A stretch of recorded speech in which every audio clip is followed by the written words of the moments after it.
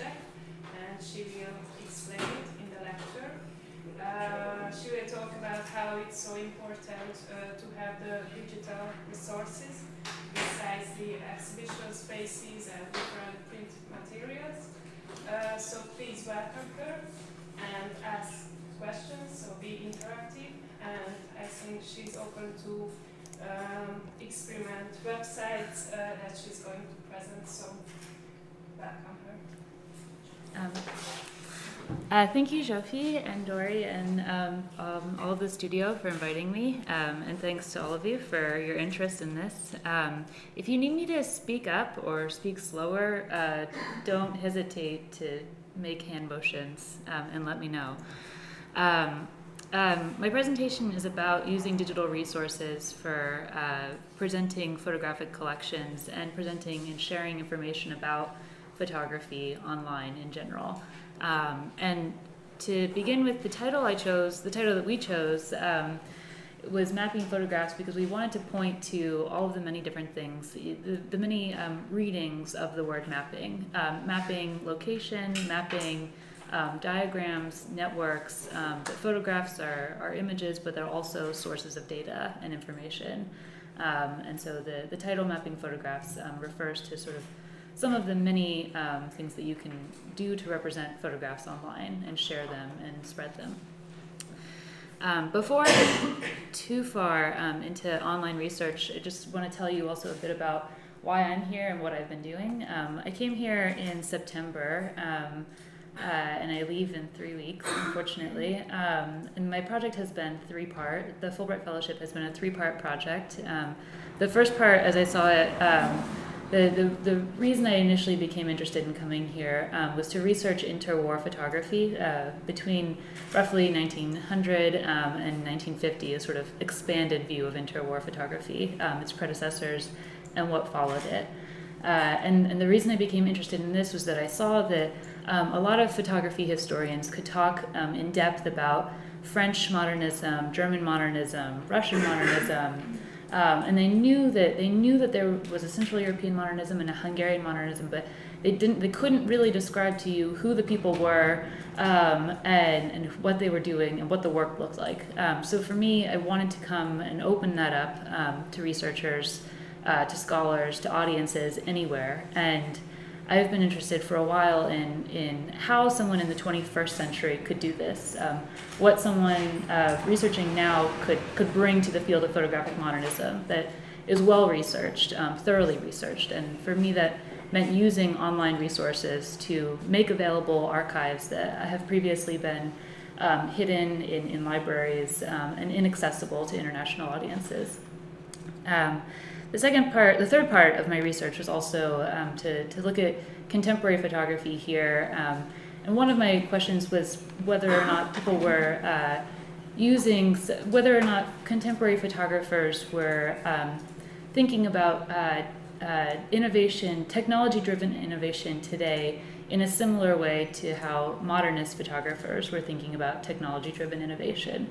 So in the modern period, the handheld camera was new. There was a lot of developments and innovation with darkrooms, with being able to carry a portable camera around, with the idea of industry and urbanization in photography. And I see a lot of parallels today internationally in how photographers may be responding to the growth of the internet with photography. And I was interested in how those two things might overlap and how that might be playing out in photographers' works today. In the intervening years, between when I first became interested in this and when I got here in September, I began working at the Museum of Modern Art on the Thomas Walter Collection Project, which was a collaboration, a 4-year research collaboration between the Departments of Photography and Conservation. And it involved the contribution of about 30 international scholars, including some from Hungary. And the collection is composed of 341 photographs from the interwar period by about 150 different artists, and they were all purchased by Thomas Walter, a German collector and photographer, throughout the 70s, 80s, and 90s, and were acquired by the Museum of Modern Art in 2001. The goals, here on this slide I have just some of the Hungarian photographs in this collection, which was one of the things that drove me to work on that collection. Here we have some by Imre Kinski, István Kerényi, Joseph Pécsi, Martin Munkachi, and there are others in the collection, also by Andrei Kertész. You could describe the Thomas Walter Collection project as having three central goals. The first one was to think about photographs not just as images that are cropped and have perfect 90-degree borders, but instead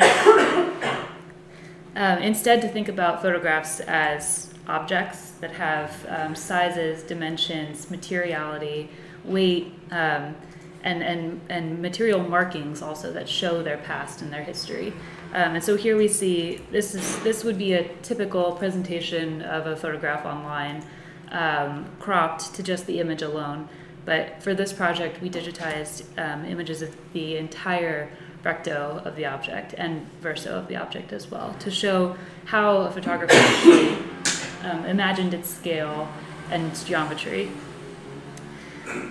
The conservation and curatorial collaboration was also, the purpose of that was to uncover parts of a photographer's practice that are usually hidden from one of these two fields. So to integrate information about the materials that they were using, the techniques, along with information about the exhibitions and publications that they were participating in. So here's one example of looking closely at the recto and the verso of a photograph. This is Oscar Nerlinger's Motorrad im Rennen.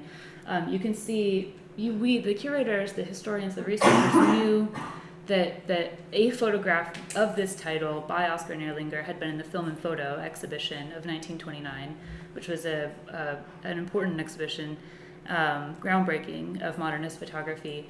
And combining it with conservation research and looking closely at the actual object itself, we were able to discover, Olivier Lugon actually was able to discover that this actual object that's now in MoMA's collection in its storage was the exact one that was hanging on the walls of the actual exhibition in 1929. And then once you know that, you can look closer at the decisions that he was making. You can look deep into the fibers, the paper he was using, the retouching, his cropping, to uncover what decisions he was making when he made a print for exhibition versus making a print for reproduction or a test print. The third part of the project was to represent one single collection of 341 photographs in 3 different formats, which was one of the things that I became very involved with and drawn to. In December of 2014, we published a print publication. It's a hefty volume at about 400 pages. And even with that, we couldn't fit in all of the information that we had gathered in 5 years about this collection of only 341 photographs. So the website that I will be walking you through as well was launched in December. And we also opened up an exhibition of most of the photographs in this collection. And here on the bottom image with the green wall, you see about 12 photographs from Willy Ruga that were a series that he made of him photographing himself doing a parachute jump. And so these are the photographs that Ruga took that are now in MoMA's collection, that he photographed himself doing a parachute jump. And here you see the actual, the newspaper that they were printed in. So you can see how the photographs were used in the layout and how the layout may have in turn shaped the photographs themselves as well, the expectations for the photographs. And up here, we see 2 Rodchenko prints, 2 dies by Rodchenko, and then issues of Sovetsko photo in which they were printed. So all 3 of these formats bring the collection to view through a print presentation that can be passed around as a book, and also as an exhibition to see the photographs themselves, and then a website to get to know them and to get to know the information about them in a much deeper way. And now we'll go to the website.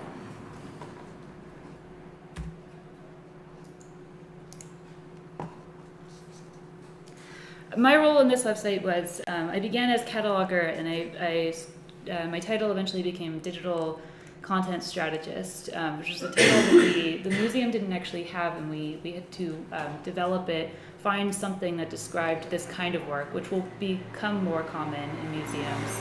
And essentially, I helped take all of the information that had been gathered by multiple different voices, multiple different people over 4 years, and turn that into a database that could fuel a website from the back end.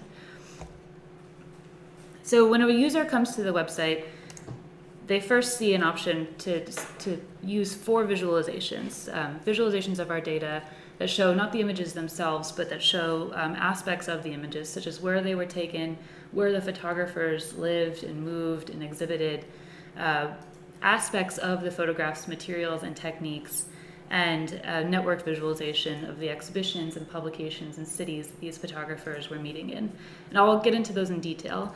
But before I do, I wanted to start with the sort of foundations of the website, which are each of the 341 photographs in this collection has its own 5 or 6 tab object page. And on that page, we present all of the information that we have about the photograph. Everything from, we begin with the recto of the photographs, that you are, in essence, moving through a photograph from front to back and then into the paper and outwards to its context. So we have a reproduction of the front, the recto, with all of its stamps and markings, and information about basic cataloging information on the front tab about the dimensions and sometimes a description. A reproduction of the verso as well, because these also hold a lot of detailed information about where a photograph traveled to, who it was given to, what it may have been used for, if it was reproduced, and all of the inscriptions are transcribed on this page as well, so that they're searchable by someone in Google. So if someone is searching stamps that Germaine Kroll used on her photographs, they had no idea about this website, they could search the text in her stamp, and this website might come up if that stamp was used. And they might then be able to place her photographs and usages of her stamps in a chronology. The third tab always shows information about the surface of the photograph, about the materials and the techniques used, and also gives what's called a raking light photograph of the surface, which shows a light moving over it to give you a sense of what the texture of the photograph is. If it's a bumpy texture, if it's matte, if it's smooth, if it has indentations or markings, as well as magnifications of the surface.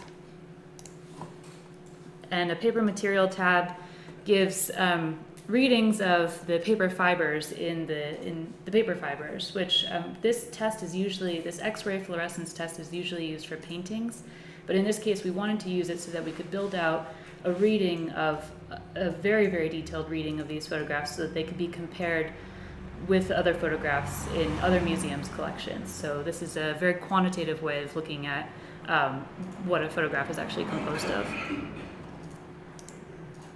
And another tab gives information about exhibitions that this photograph was in, as well as, in some cases, publications and other artists or sitters who are portrayed in the photograph. And the 30 international scholars who came to work on the collection each wrote an essay about it, and when a photograph is featured in that essay, it's linked to its object page.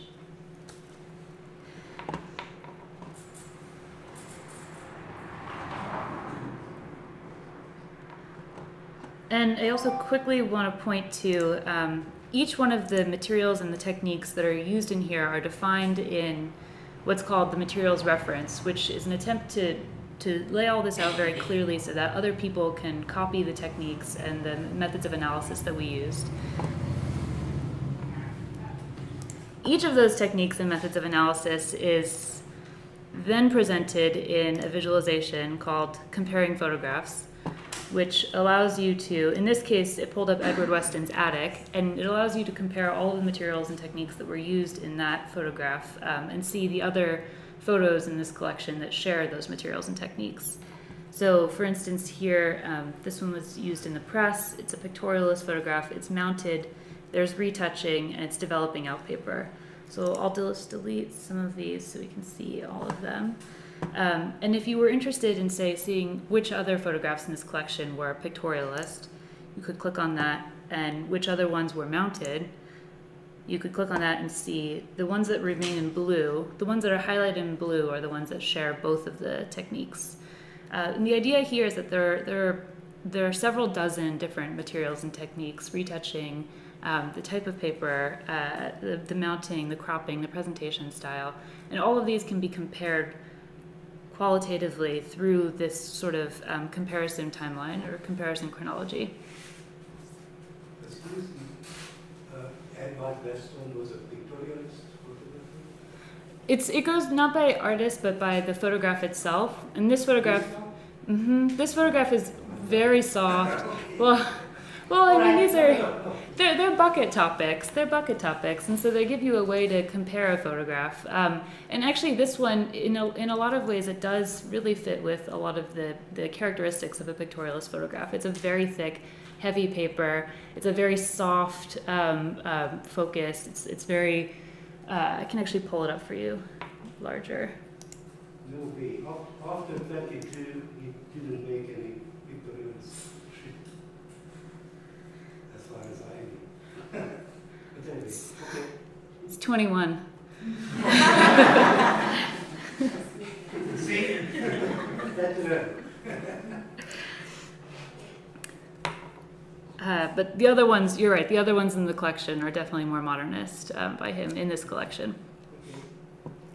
So if we go back to Nerlinger's Motorrad im Rennen, I mentioned that it was in the exhibition Film and Photo. And this brings me then to another visualization where we created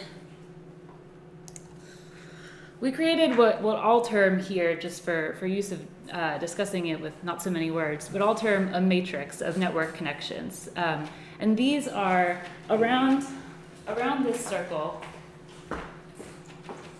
We chose about 60 exhibitions, publications, cities, and schools that artists in this period were meeting in and they were exchanging ideas in. And each one of these was chosen not because it necessarily represents modernism of this period, but because it represents modernism of this period, and because a lot of the artists in the Walter collection were represented by this hub of activity. So here we see several exhibitions from the period that were very influential. Here we see cities of photography industries, so places where photography materials were being made. Down here are cities that photographers were active in. Over here are publications, illustrated press, books, monographs that you could find photography being published in, and that were sort of setting a tone for modernism in this period. And down here are schools and circles that artists were meeting in and training in.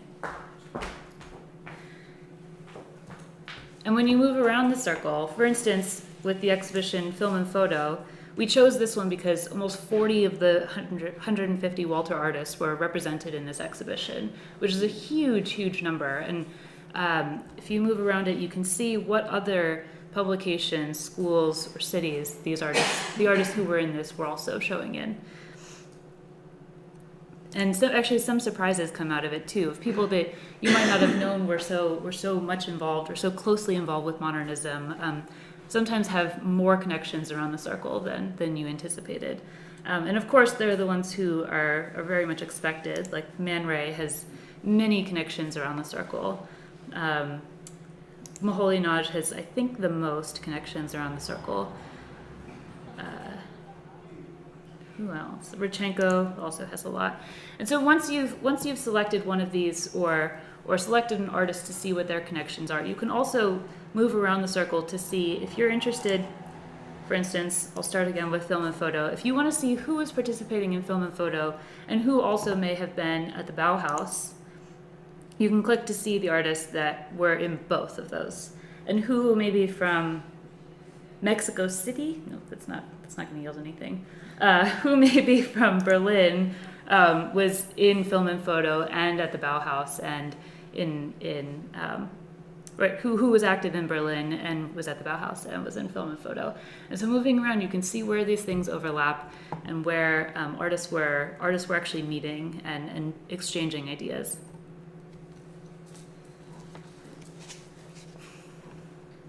There are also detail pages for each one of these nodes or hubs around the matrix that tells you more in detail about that exhibition or publication. And those have their own detail pages. So for instance, I'll go to Film and Photo. It's a favorite of mine and of all of the artists in this collection, it appears. So here you would see information about the exhibition, additional venues that it traveled to, all of the research that we have about this exhibition gathered in one place. And I'm interested in seeing what other artists were in this as a linear view. And here you see all 40 of them, including at the top, the 6 or so who were Walter artists and who were also organizers of this exhibition, which really stands out as a high number. One of those is Elisitsky, and because I know he was very connected in this period, I'll go to his artist page. Each one of the 150 artists has their own detail page as well, with their photographs in the collection, essays about them, and a linear chronology, but also a mappable chronology.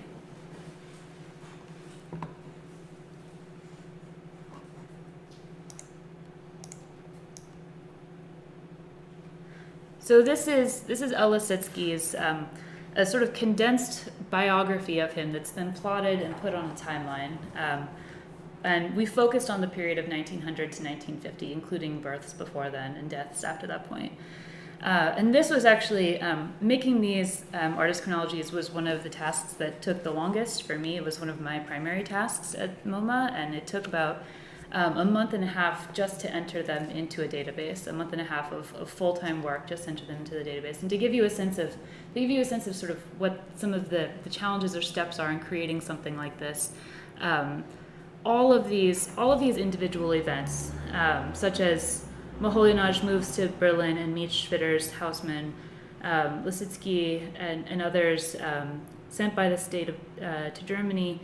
Each one of the events in their life chronologies, which could be from 10 events if we don't know much about them to 89 or 90 events, as in the case of Kertész and Moholy-Nagy, each one of those was a single record in a database. And because there are 150 artists, that turned out to about 3,000 individual records just to cover the artist chronologies. And for each one of those 3,000 records, they each had a name, a description of what the event was, a type of event, which was one of these, to describe whether this was education, exhibition, a film that they made, politics that they were involved in, a teaching experience, or war, so that someone could filter down the events by those categories to cover just a certain type of event. They also had a geography that was plotted with latitude and longitude, a date range with a calendar, and other artists who were related to this. So that the idea was that you could pivot from any one of the records to any one of the other records, to any artist who was involved with that. Whenever an event could become a meeting point or a time when artists were interacting with each other, the events served as pivots throughout a database. And they also served as pivots to individual objects in the collection and to other exhibitions and publications. So, for instance, here we have, this is Elisitsky's artist chronology, which I will play so you can see him moving throughout Europe.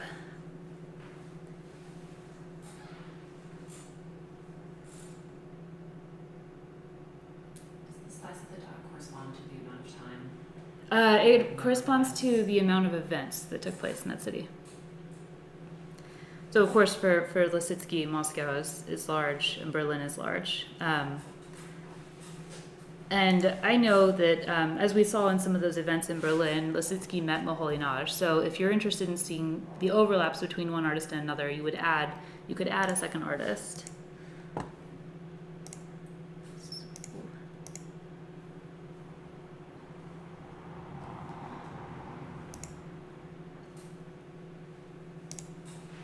And the colors change to reflect one artist is. There's a key here that tells you that Moholy-Nagy would then be yellow and Elisitsky would be purple.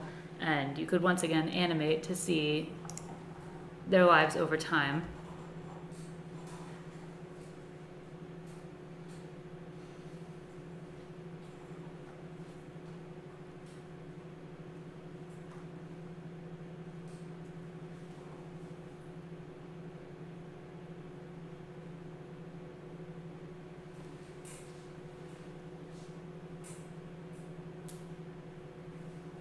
And one of the goals of this visualization was to have an actual visual representation of the spread of geographic modernism during this period, of the movements of people. Here I zoomed in to just Europe so that you could see a good representation of it, but in fact many of these chronologies cross the Atlantic, go over to Mexico or Buenos Aires and back to Europe or to Japan, down to Africa. And this was one of the goals of this visualization, was to just show that photographers were actually really getting out beyond Europe, or where they were going in Europe, and exchanging ideas and conversations. Maybe show some other artists also. Yeah, who would you be interested in seeing? Some other Hungarian ones. How about Kertész?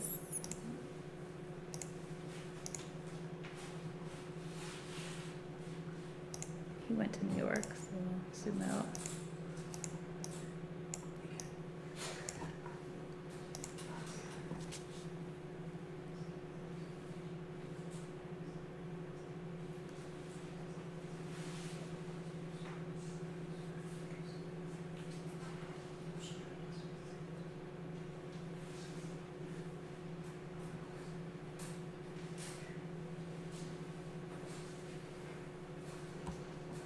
And for instance, in Budapest, you can see his life events here, the photographs in the Walter collection that he took here,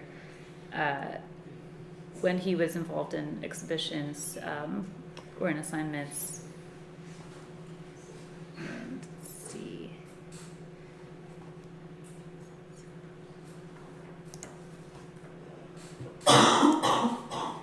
He was represented in the exhibition Modern Hungarian Photography, which was organized by Imre Kinski, and you would also then be able to click here to see who the other artists in the Walter collection were, and pivot to see their works as well, or their chronologies, like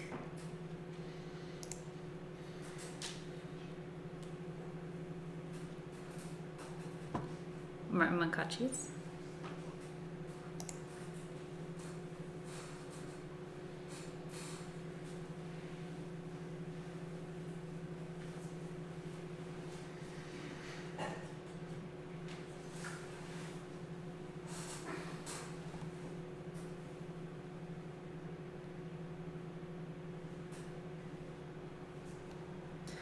And the other visualization that works similarly to this one, that allows you to see also a representation of geographic spread of modernism, is the mapping photographs visualization, which plots all 341 of the photographs on a map. Which really requires you to zoom in. And you can see over time, so let's zoom back out. You can see over time when these cities really became active, and when the photographs were made there visually.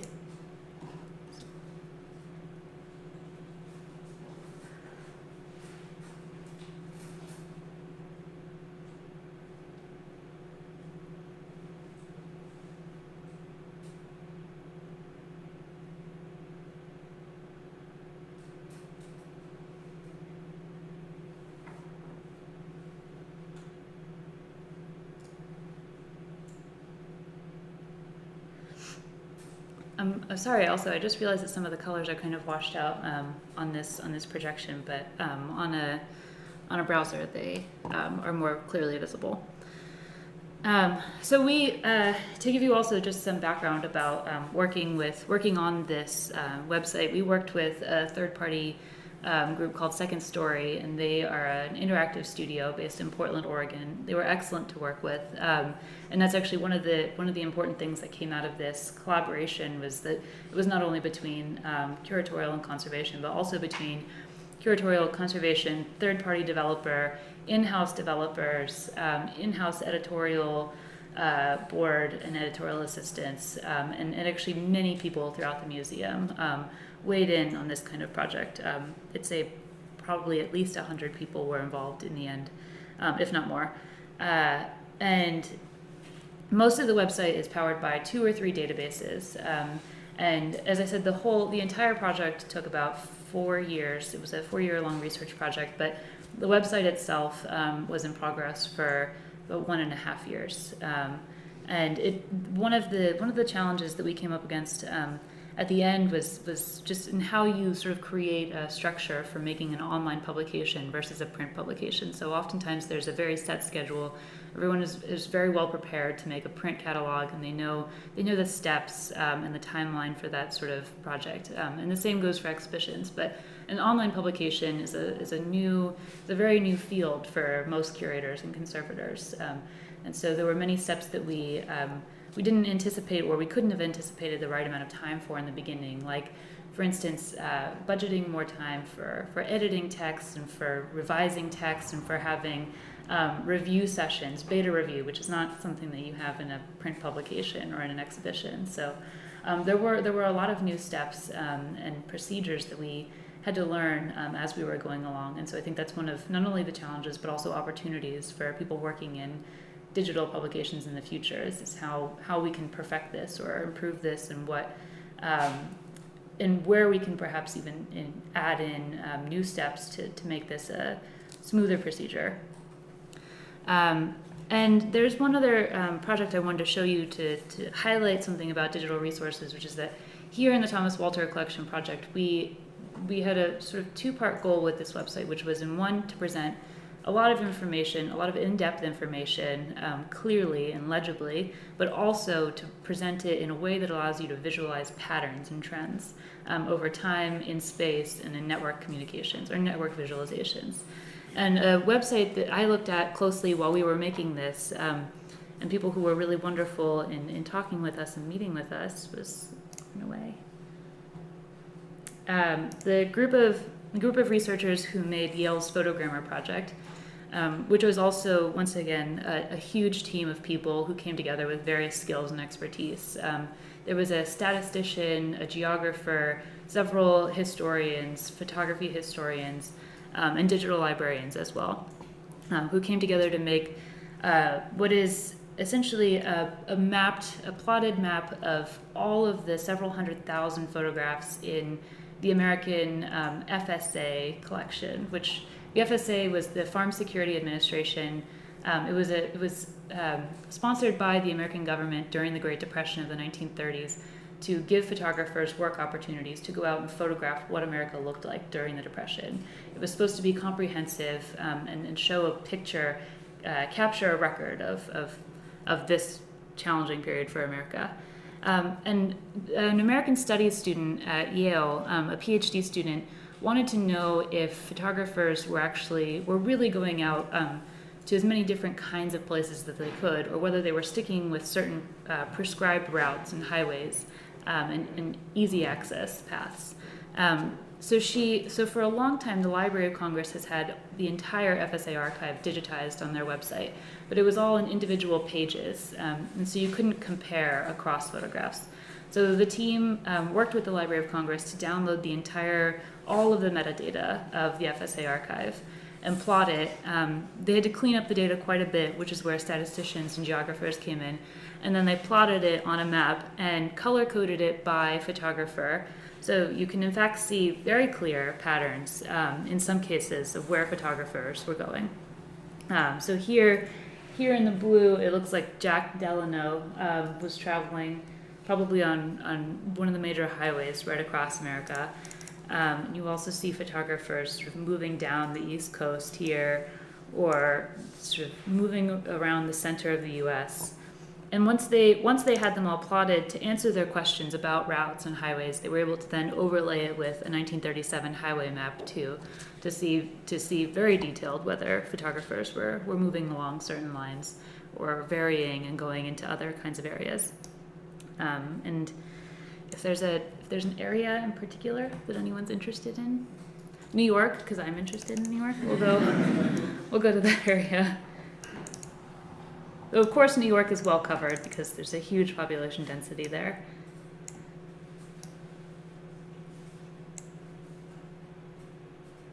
And you can move around it to see the photographs that were made there, the different photographers that were working there. I think it might be a little slow right now. And you can limit it by period as well to just see perhaps the latter half of the Depression.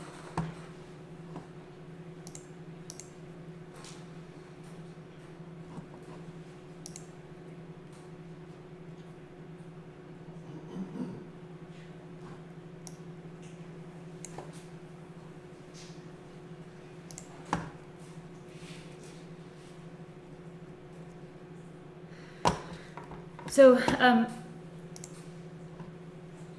want to talk also about sort of some of the things that I saw and learned from working on this, and the thing that really stood out to me, I knew before I got involved with this project that digital resources could present opportunities for sharing information far and wide, and for making it accessible to people who were located anywhere and in greater depth.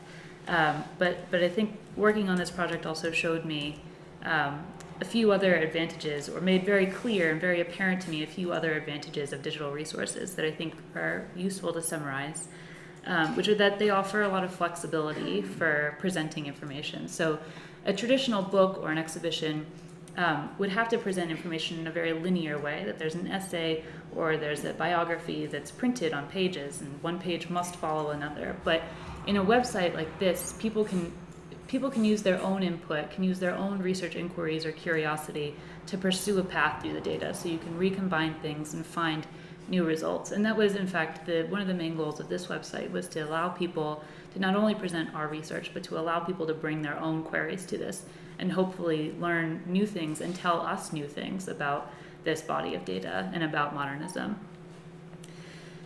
It also, as I've mentioned several times, and what really comes close for me too, is that digital resources have the opportunity to be reached anywhere, that anyone in any country with internet access can find them and can look at this information.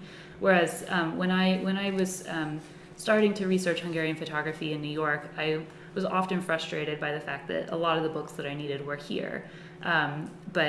But websites digitizing things gives anyone, anywhere, the opportunity to find that information. Which doesn't mean that they shouldn't go to Hungary to also get those books. And actually, I saw the Google statistics for our website. I meant to include a slide about it, but it slipped by me. But the Google statistics for the MoMA website, just 3 months after launch, were something like 166,000 people had come to the website, and the geographic spread of it was huge. And Hungary was actually the 12th country that had the most visitors, which I'd like to thank all of you for. But even people from Guatemala, from Iran, from South Korea, from all throughout the entire globe are visiting the website and able to get to this same information, which I take as a huge achievement, and something that sort of encourages me to continue this kind of work with other information. Websites, of course, allow you to create a record of films and moving images that can't be captured in print books.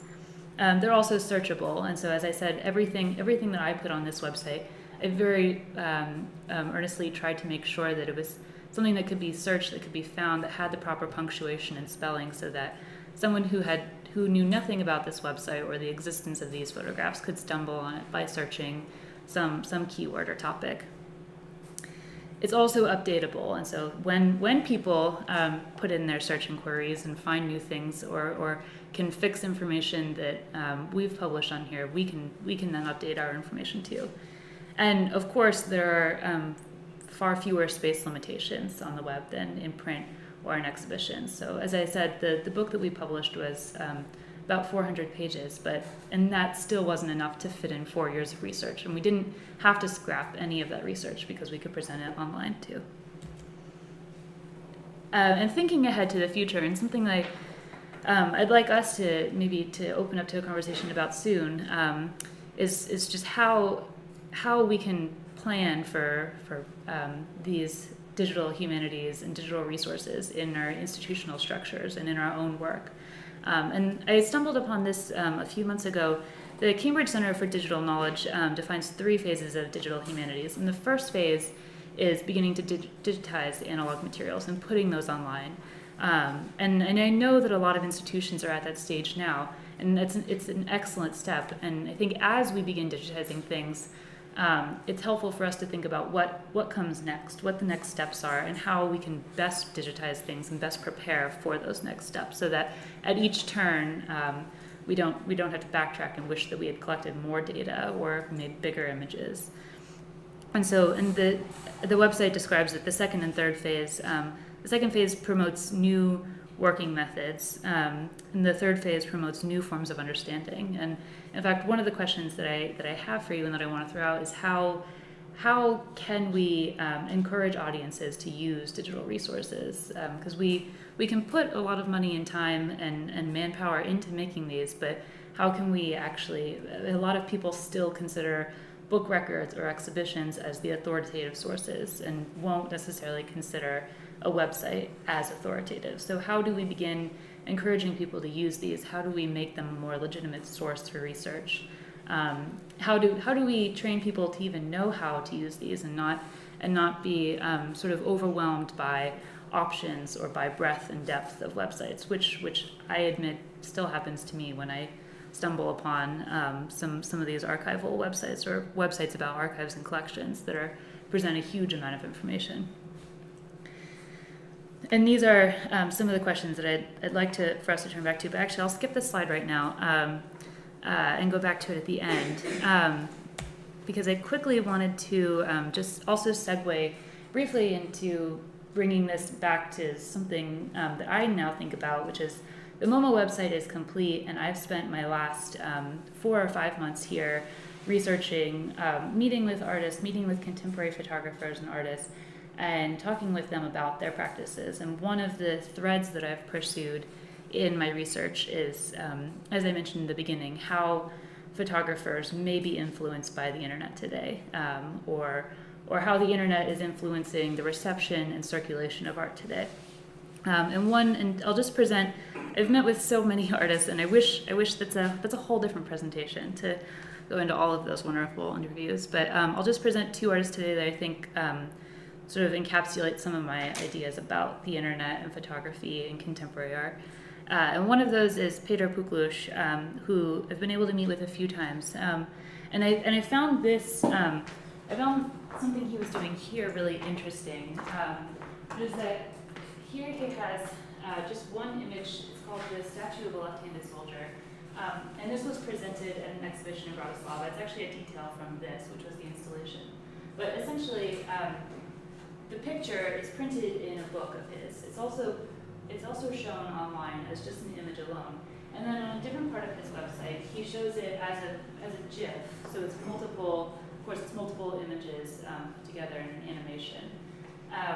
In an exhibition space, in person, 3 dimensions, he then presents the same pedestal and stand the model is using as a 3-dimensional sculpture, and replaces the GIF and the model with a stack of papers. And as you can see in this image, the stack of papers is each one of the images in the GIF in succession. So like a flip book, when you remove one page, the next page shows the model turned just a few angles.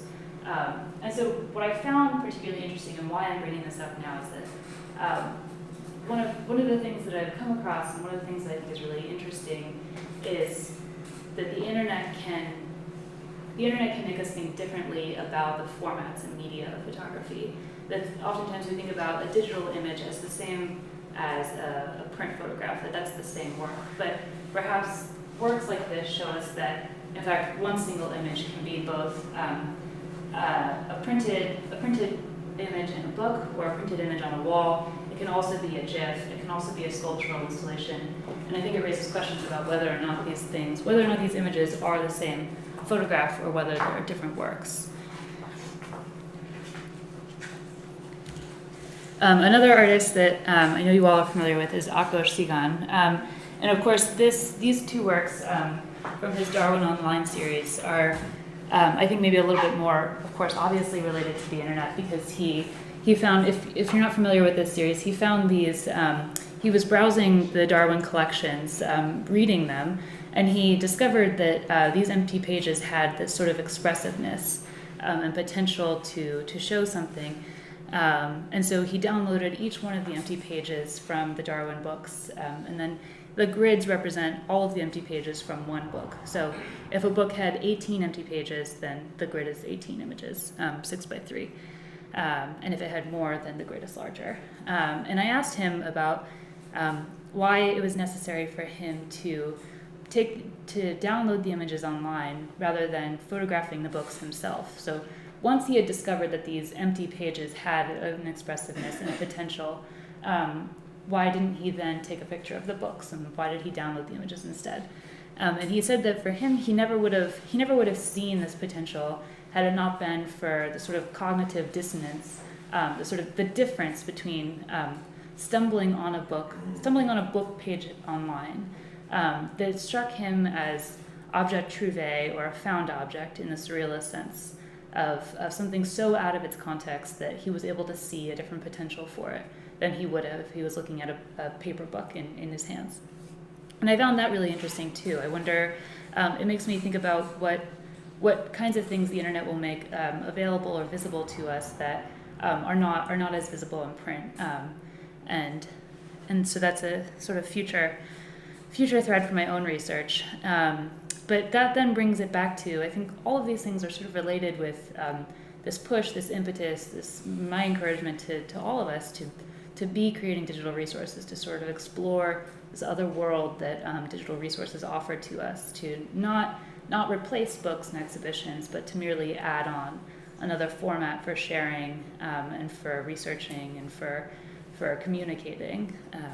And so with that, I'll go back to the questions that I have, a few questions. And some of them I have mentioned throughout this presentation, and I would be really interested to hear how each of you, as researchers, as curators, as artists, as writers, can use digital resources in your own work. Like, what would actually be useful for you?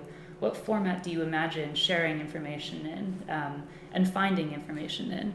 And when we think about today, how much dependence we have on Facebook or on Amazon or getting our news online, if we had the same ease of finding information about art or photography online, what would that look like to you? What would be the format of it? What would you want to find? How would you want to share your own work and information? So some of those questions are, what are the advanced long-term goals that we should keep in sight? How do we build an audience, as I think I went over before, that wants to use these and that knows how to use them? How do we structure our own research gathering to eventually suit an online presentation? So what do you need to gather? What do you need to prepare for when you're building one of these, so that you have all the information when you're ready to put it online? And I'm also interested in hearing people's opinions on who's actually responsible for making these. I think currently I've found in the United States, at least, that a lot of universities are making these projects, museums are making these projects, and I'm interested also in what the for-profit structures could be, what companies could be making these, and how can that add to the environment, and who else can be making these? Where do independent groups come in also? And with that, I will open up onto discussion for everyone here. And as I said, the first, and I think maybe the most important question to me, unless someone has an immediate question, is just what do you want to see online? How would you share your work? And thank you also for sitting through this.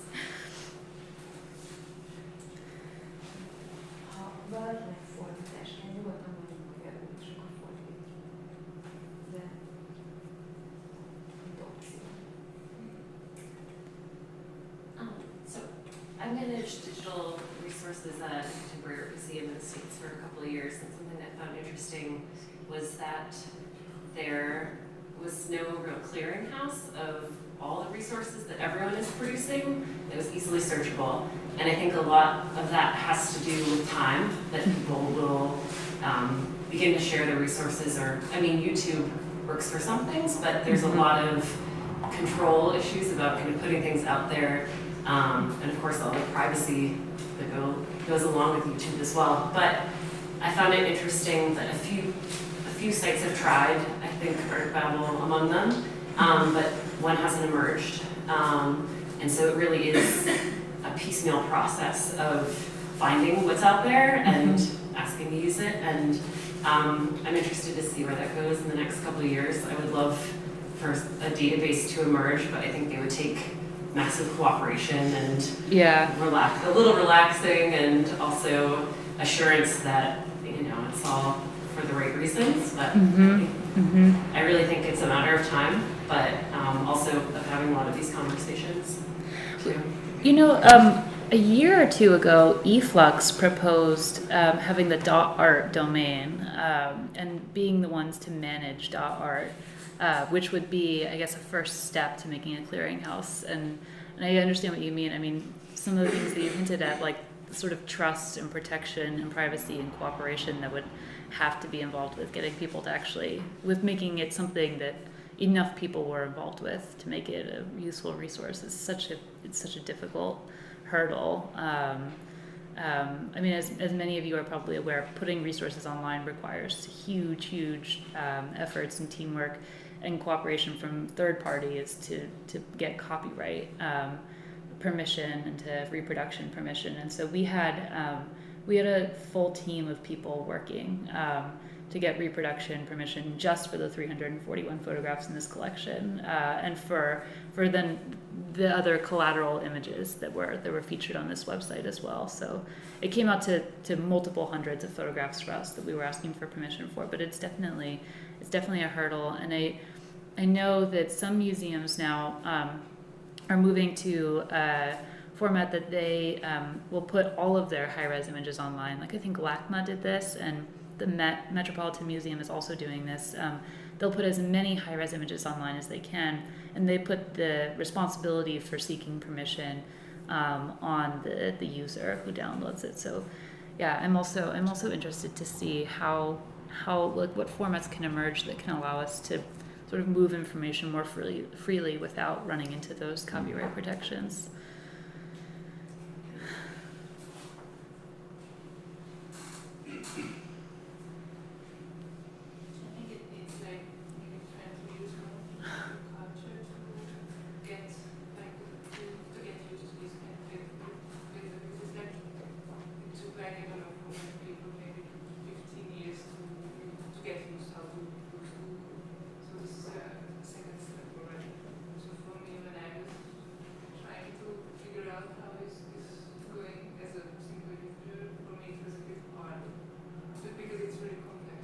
And I think it needs another kind of mindset or developed one to use this, which would actually at least relate to time.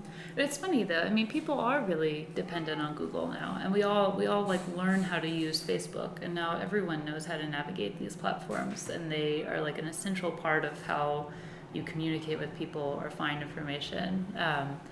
And I'd be curious to see how like digital resources can do that as well, because it's the same as, I think it's similar to how we know how to use a library, or you learn how to use a library when you need it. You understand the decimal system, or you understand like how to search a catalog well enough to get the results that you need. And I think that there needs to be more training or more gradual dependence, or even more education maybe in schools on how people can just learn how to make better use of these, because so many data visualizations alone, I mean, just as part of digital resources, data visualizations are few of us have. I don't have the training after even working on this for a long time to know exactly how to approach a data visualization when I get onto a website, and they are hard to read. And so I don't, yeah, one of my questions is sort of who does that training, and where do you get that training, and when is it going to happen? And I think a lot of it comes from people themselves wanting to learn about it. Like we all learned how to navigate Google and Facebook, and so hopefully that'll be more useful and interesting to people to pursue on their own too. I remember a few years ago, Gmail came out with like a cute app that allowed you to visualize your own social network based on your email exchanges and who you usually sent emails to, and like those sort of like working that into finding ways that people can be interested in reading visualizations is a good step, I think. Working that in small steps. It's a different way of thinking. Yeah, but it's what I think we're all sort of using more of that way of thinking now, and that's part of what I'm interested in contemporary photography. Also, is like that's a switch in your thinking. Like when you have when any one of us can have seven tabs up on our browser, and we know, like, it's not difficult now for us to know how to move between those browsers, or how to, like, skip from reading one Wikipedia article and using a link and then skipping to another article. We all understand that sort of disconnected flow of information, and, like, understanding how these things branch out into one another. And so I think it's like just a slight addition to then know how to do that, like, with photography resources or art resources. Well, I'm more afraid that your brain is actually working a linear way. So when you see a complex visualization like this, your brain has to translate it to something linear. So if you look at Google or Facebook, those are linear flows of information actually.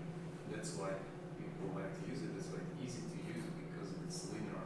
So it's, I mean, it comes from our thinking, way of thinking that if I see a visualization like this, if I want to gather information from it, I store it, record it as a linear way. So Yeah. that's important. It's beautiful. I mean, it's great for as a user. I need to gather information from it to be able to store it and to linearize it and Mm-hmm. to find those views that I'm interested in and look at only that view, because otherwise it's too complex. I think that's totally valid. I think I do that too. When I see something like the network visualization, for instance, I will click on Film and Photo and try to sort of follow one person's path through this and see, like, even when I think about connecting, it's a sort of pivot. It's not like thinking about multiple people. It's sort of following a path through, and I think that reflects probably how we've learned to process information. And I wonder. I mean, I think that in some ways that for us now, these resources present new opportunities to see things in ways that we aren't used to, and that's still, even if we try to pursue a sort of linear path through it, I think that there's still a lot of advantages to being able to choose any linear path rather than having it sort of prescribed in an essay with chapters and pages. And so I think it's just about how you represent that information, even though people will, I think, still try to make a narrative of it. Yeah, but it's if you're a researcher, then you have this approach. But if you want to present your work and make it somehow understandable, you have to follow the shortest path, which is the simple path. So if you ask us how to present, how to show us, then I would choose the easiest way, not the more complex way, because it has to be consumed somehow, the easiest way. If that's for research, that's right. I have a goal, I would like to research something, I would like to dig deep into something, then I have the intention to dig through all the information and find a view that's really for me. But it depends on who you aim to researchers or everyday people. Well, I would even bring up one example of how this is changing is the shift from PowerPoint to Prezi. So I never knew about Prezi before I got here, which is why this is a PowerPoint. And that should have been my fourth goal, is to learn how to switch over. But, like, for instance, Prezi is really usable for people who are trying to make better and more meaningful presentations, like right now, because there's you know the format of Prezi, where you can sort of zoom in and zoom out of this non-linear format. That what I understand about the benefits of it is that you can break out of that linear, that you don't have to have one slide that leads on to another, and you can break away from that sort of that structure. But I think as Prezi becomes more popular, that's almost like one example of how the way that you want to present information will be changing. Yeah, but you play that linear way. Sorry? You play it a linear way. So the way the order playing the Prezi becomes a linear when you play it. It's a combination. It's a combination of both, I think. It's not only linear, it's more like a storyline. It doesn't necessarily need to be a complete linear storyboard. Like in a book, we have different characters, and there's a mixture, like a matrix or something. You can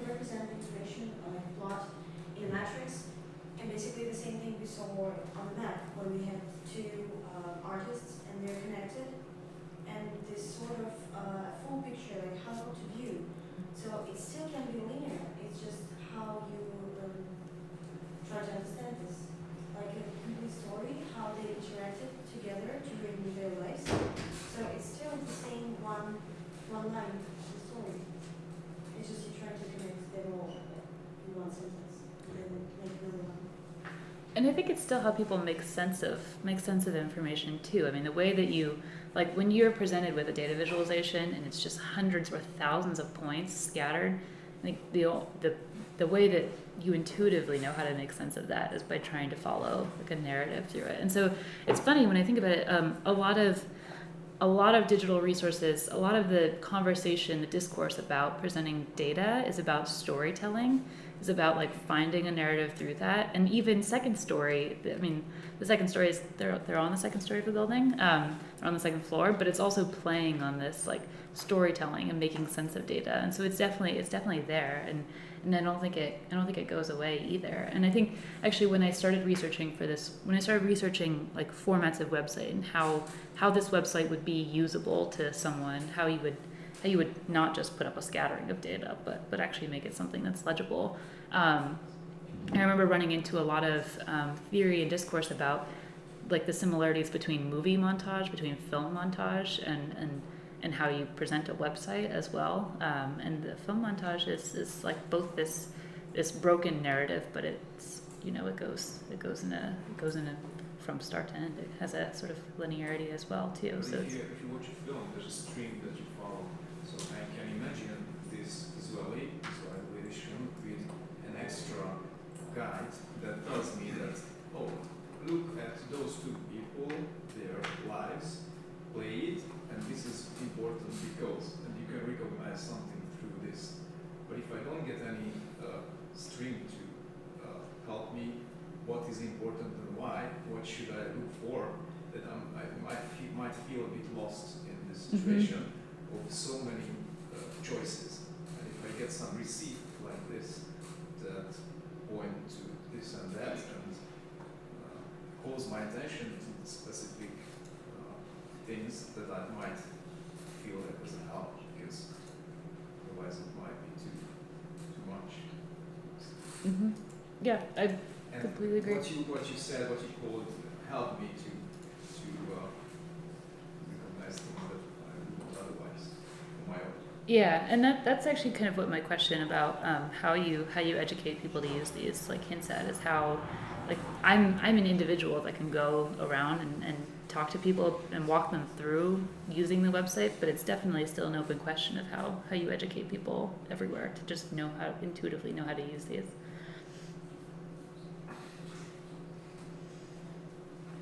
Comes from quite simple mechanics. I mean, you just drag the line like you do maybe with something physical.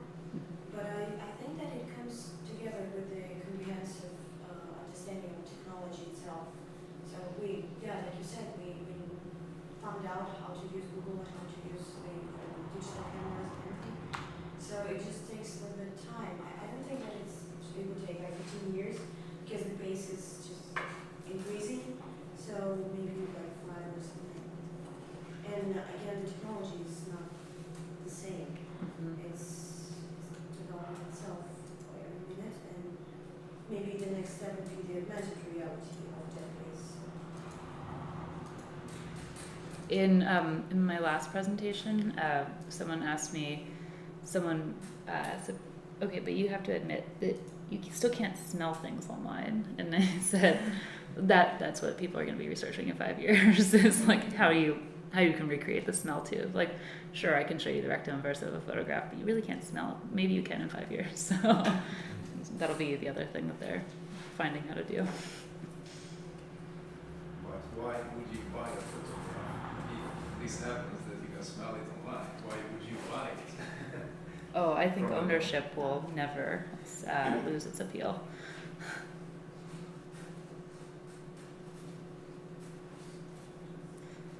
Right there. Any more questions? Thank you very much. Thank you all. Thank you.